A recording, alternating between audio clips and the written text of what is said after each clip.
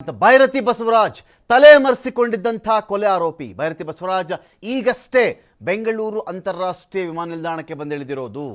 ಇಷ್ಟು ದಿನಗಳ ಕಾಲ ಭೈರತಿ ಬಸವರಾಜ್ ಪತ್ತೆ ಇರಲಿಲ್ಲ.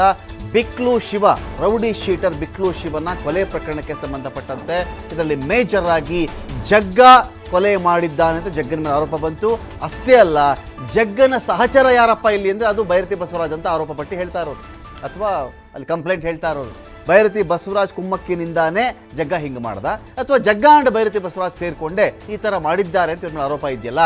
ಅಂತಹ ಭೈರತಿ ದೇಶಾದ್ಯಂತದ ಕೋರ್ಟ್ಗಳಲ್ಲಿ ಬೇಲ್ಗೆ ಟ್ರೈ ಮಾಡಿ ಕೆಲವೊಮ್ಮೆ ಬೇಲ್ ಸಿಕ್ಕು, ಕೆಲವೊಮ್ಮೆ ಬೇಲ್ ಕ್ಯಾನ್ಸಲ್ ಆಗಿ ಸುಪ್ರೀಂ ಕೋರ್ಟಿಂದ ರೆಗ್ಯುಲರ್ ಬೇಲ್ಗೆ ಹಾಕೊಂಡ್ಬಿಡ್ಲಿ, ಆ್ಯಂಟಿಸಿಪೇಟ್ರಿಗೆಲ್ಲ ಅರ್ಜಿ ಹಾಕಕ್ಕೆ ಬರಬೇಡ ಅಂತ ಹೇಳಿಬಿಡಿ ಅಂತ ಹೇಳಿದ ಮೇಲೆ ಬೇಲ್ ಕ್ಯಾನ್ಸಲ್ ಆಯಿತು. ಬೇಲ್ ಕ್ಯಾನ್ಸಲ್ ಆಗ್ತಾ ಇದ್ದಂತೆಯೇ ಭೈರತಿ ಬಸವರಾಜ್ಗೆ ಕೋರ್ಟ್ ವಾರ್ನಿಂಗ್ ಮಾಡುತ್ತೆ, ಎಲ್ಲಿದ್ದಾರೋ ಈ ಭೈರತಿ ಬಸವರಾಜ್ ಬಂದು ಶರಣಾಗ್ಲಿಕ್ಕೆ ಹೇಳಿ ಕೋರ್ಟ್ನ ಮುಂದೆ ಅಂತ ಹೇಳಿ. ಇದೀಗ ಪ್ರಬಲಿ ಅಹಮದಾಬಾದಿಂದ ಇದೇ ಭೈರತಿ ಬಸವರಾಜ್ ಈಗಷ್ಟೇ ಬೆಂಗಳೂರಿನ ಏರ್ಪೋರ್ಟ್ಗೆ ಬಂದಿಳಿದಿರೋದು. ಯಾವ ಮೂಮೆಂಟಲ್ಲಿ ಬೇಕಾದರೂ ಭೈರತಿ ಬಸವರಾಜ್ ಬಂಧನ ಆಗಬಹುದು. ಬೆಂಗಳೂರಿನ ಏರ್ಪೋರ್ಟಲ್ಲಿ ಪೊಲೀಸರು ಭೈರತಿ ಬಸವರಾಜ್ಗೆ ಕಾಯ್ತಾ ಇದ್ದಾರೆ. ಬಹಳ ದಿನಗಳಿಂದ ತಲೆಮರೆಸ್ಕೊಂಡಿದ್ದೀರಿ, ಬನ್ನಿ ಬಸವರಾಜ್ ಎಲ್ಲಿದ್ದೀರಿ ನೀವು ಬನ್ನಿ ಅಂತ ಹೇಳಿ ಪೊಲೀಸರು ವೆಯ್ಟ್ ಮಾಡ್ತಾ ಇದ್ದಾರೆ. ರೌಡಿ ಶೀಟರ್ ಬಿಕ್ಲು ಶಿವ ಕೊಲೆ ಪ್ರಕರಣದ ಆರೋಪಿ ಭೈರತಿ ಬಸವರಾಜ್ಗಾಗಿ ಎನಿ ಮೂಮೆಂಟ್ ಪ್ಲೇನ್ ಇಳಿದ ತಕ್ಷಣ ಇಮ್ಮಿಡಿಯೇಟಾಗಿ ಆಚೆ ಬರಲಿಕ್ಕೆ ಆಗಲ್ಲ. ಒಂದು ಬಸ್ ಬರುತ್ತೆ, ಅಲ್ಲಿ ಬಸ್ಸಿಂದ ಬಂದು ಆನಂತರದಲ್ಲಿ ಅವರು ನಿಲ್ದಾಣದ ಈ ಭಾಗಕ್ಕೆ ತಂದು ಬಿಡ್ತಾರೆ. ಬಿಟ್ಟ ಮೇಲೆ ಸೆಕ್ಯೂರಿಟಿ ಚೆಕ್ ಇರುತ್ತೆ, ಸ್ವಲ್ಪ ಲಗೇಜ್ ಇದೆ ಅದನ್ನು ಚೆಕ್ ಮಾಡ್ಕೊಳ್ಬೇಕಾಗತ್ತೆ. ಆ ಲಗೇಜಿನ ನಂತರ ಕ್ಯಾರಿ ಮಾಡಬೇಕಾಗತ್ತೆ. ಕ್ಯಾರಿ ಮಾಡಿ ಆಚೆ ಬರುವ ವೇಳೆಗೆ ಹೆಚ್ಚು ಕಡಿಮೆ ಅರ್ಧ ಗಂಟೆ ಅಥವಾ ಮುಕ್ಕಾಲು ಗಂಟೆ ಕೆಲವೊಮ್ಮೆ ಆಗುತ್ತೆ. ಅಂತಹ ಭೈರತಿ ಬಸವರಾಜ್ ಇದೀಗ ಈ ಕೊಲೆ ಆರೋಪ ಹೊತ್ತುಕೊಂಡು ದೇಶಾದ್ಯಂತ ತಲೆಮರೆಸ್ಕೊಂಡು ತಿರುಗಾಡ್ತಾ ಇದ್ದದ್ದು. ವಕೀಲರ ಮೂಲಕವಾಗಿ ಬೇಲ್ಗೆ ಅರ್ಜಿ ಒಂದು ಕಡೆ, ಕೆಲವೊಮ್ಮೆ ಕಾಣಿಸ್ಕೊಂಡಿದ್ದು ಹೌದು, ಕೆಲವೊಮ್ಮೆ ಕಾಣಿಸ್ಕೊಳ್ಳಿಲ್ಲ. ಆರಂಭದಲ್ಲಿ ವಿಚಾರಣೆಗೆ ಸಹಕರಿಸಿದ್ದು ನಿಜ. ಇದೇ ಭೈರತಿ ಬಸವರಾಜ್ ಏನೇನು ವಿಚಾರಣೆ ಇತ್ತೋ ಸಹಕರಿಸಿದ್ದು ನಿಜ. ಪೊಲೀಸರು ವಿಚಾರಣೆಗೆ ಸಹಕರಿಸ್ತಾ ಇದ್ರು.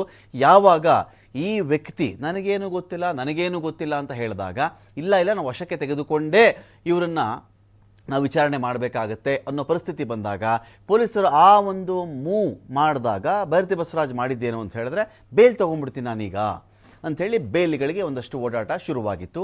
ಈಗ ಭೈರತಿ ಬಸವರಾಜ್ ಬೇಲು ಕ್ಯಾನ್ಸಲ್ ಆದ ಮೇಲೆ ಕಾಣಿಸ್ತಾ ಇರಲಿಲ್ಲ. ಸುಪ್ರೀಂ ಕೋರ್ಟಲ್ಲಿ ಅಕಸ್ಮಾತ್ ಬೇಲ್ ಆದರೆ ಆರಾಮಾಗಿ ಬರೋಣ ಅಂತ ಅಂದುಕೊಂಡಿದ್ರೇನೋ, ಗುಜರಾತ್ನ ಅಹಮದಾಬಾದಲ್ಲಿ ತಲೆಮರೆಸ್ಕೊಂಡಿದ್ರು ಅಂತ ಈಗ ಬರಲೇಬೇಕಾದಂಥ ಸನ್ನಿವೇಶ ಸುಪ್ರೀಂ ಕೋರ್ಟ್ ಕಡೆಯಿಂದ ಆಯಿತು. ಇನ್ ಬಿಟ್ವೀನ್ ಈ ಭೈರತಿ ಬಸವರಾಜ್ಗಾಗಿ ನೋಟಿಸ್ಗಳನ್ನು ಜಾರಿ ಮಾಡಬೇಕಾಗತ್ತೆ.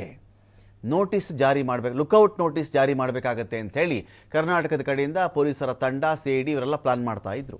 ಲುಕೌಟ್ ನೋಟಿಸ್ ಕೊಟ್ಬಿಡೋಣ, ಹಡಗಿನ ಮೂಲಕನೋ ವಿಮಾನದ ಮೂಲಕನೋ ಎಲ್ಲಾದರೂ ದೇಶ ಬಿಟ್ಟು ಹೋಗುವಂಥ ಚಾನ್ಸಸ್ ಇದ್ದರೆ, ದೇಶದ ಒಳಗಡೆ ಇರಬೇಕು ಈ ಮನುಷ್ಯ, ಯಾವುದೇ ಕಾರಣಕ್ಕೂ ಆಚೆ ಹೋಗಬಾರ್ದು ಅಂತ ಆ ಒಂದು ಪ್ಲಾನ್ ಕೂಡ ನಡೀತಾ ಇತ್ತು.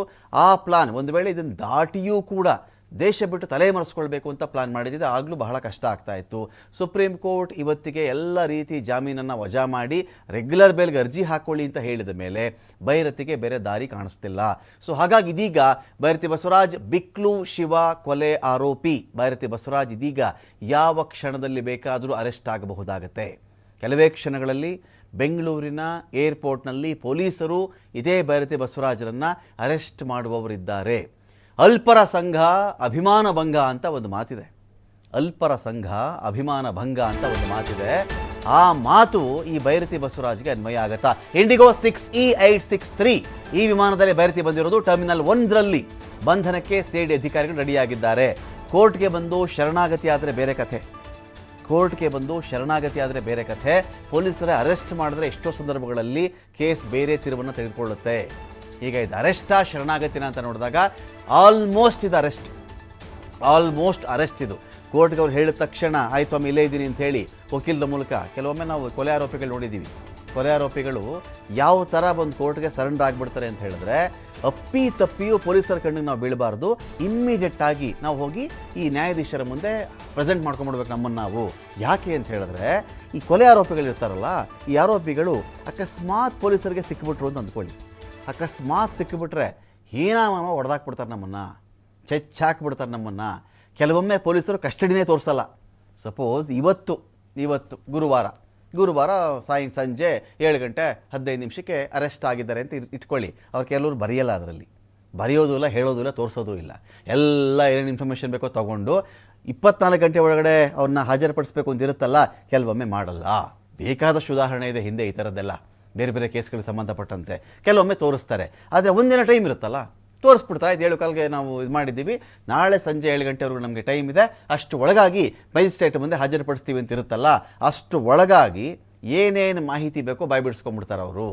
ಈ ಕಾರಣಕ್ಕೆ ಏನು ಮಾಡಿಬಿಡ್ತಾರೆ, ಬಹುತೇಕ ಕೊಲೆ ಕೇಸ್ನ ಆರೋಪಿಗಳು ಬುರ್ಕಾ ಹಾಕ್ಕೊಂಡು ಬಂದುಬಿಡ್ತಾರೆ ಕೋರ್ಟ್ಗೆ.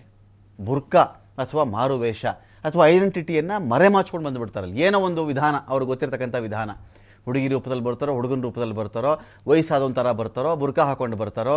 ಕೆಲವರು ಅನೇಕ ಬಾರಿ ಅಡ್ವೊಕೇಟ್ಗಳ ಡ್ರೆಸ್ಸಲ್ಲಿ ಬಂದಿರತಕ್ಕಂಥವರು ಕೂಡ ಇದ್ದಾರೆ, ಅಡ್ವೊಕೇಟ್ ಯೂನಿಫಾರ್ಮಲ್ಲಿ ಬಂದಿರತಕ್ಕಂಥವ್ರು ಇದ್ದಾರೆ.